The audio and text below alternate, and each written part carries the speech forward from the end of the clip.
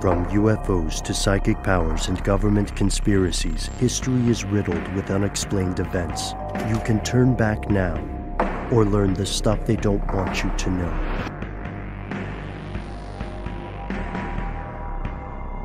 Here are the facts.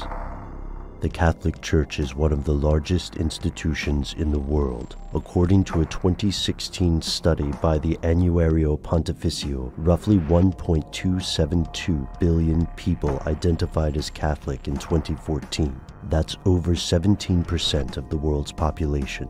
Over centuries, the Church has amassed vast amounts of power and influence, and, in the past, the words of its officials weren't just spiritual law. They were the enforceable law of the land. While the Catholic Church has committed itself to numerous acts of charity, it has also historically been implicated or directly responsible for a multitude of atrocious events, including war, colonization, and the subjugation of native peoples.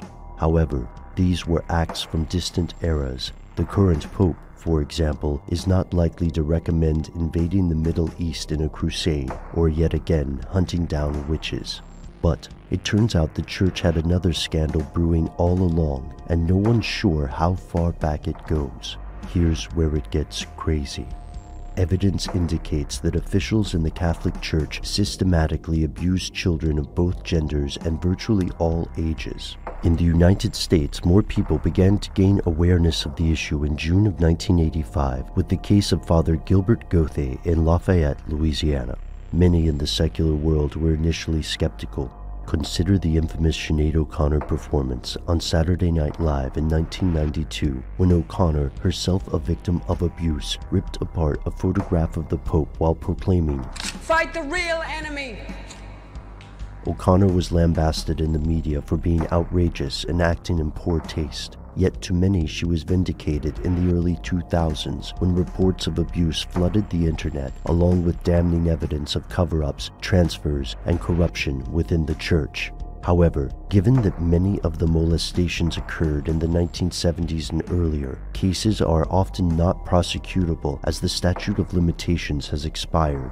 So why has the conspiracy of abuse occurred? According to Lori Goodstein, writing for the New York Times, there are several contributing factors. First, it's a matter of sheer numbers. Catholics make up about a quarter of the U.S. population and are the largest single religious denomination. Second, the Church keeps extensive documentation, meaning that this organization is more likely than others to have a paper trail. Third, Goodstein believes factors involved in the nature of the priesthood may contribute to the abuse epidemic. Priests have an exalted position when acting in persona Christi, or in the person of Christ. Goodstein points out the celibacy requirements as well as the all-male priesthood are often cited as factors, but abuse occurs in institutions with married clergy, in other religions, and in family structures. Abuse is, in short, in no way unique to the Catholic Church. Today, more and more victims have come forward, and the Church has declared it will take action against these abusers, with Pope Francis saying all responsible will be held accountable in September of 2015. Yet at this point, many of the Church's critics and surviving victims doubt there will be any substantive action. The sheer extent of abuse that occurred in the Catholic Church remains unclear, along with the amount of complicity the organization did or did not have with the actions of individual abusers. To some, the Church is an enormous organization doing its level best to root out corrupt individuals, while to others, the Church is actively and aggressively covering up the stuff they don't want you to know.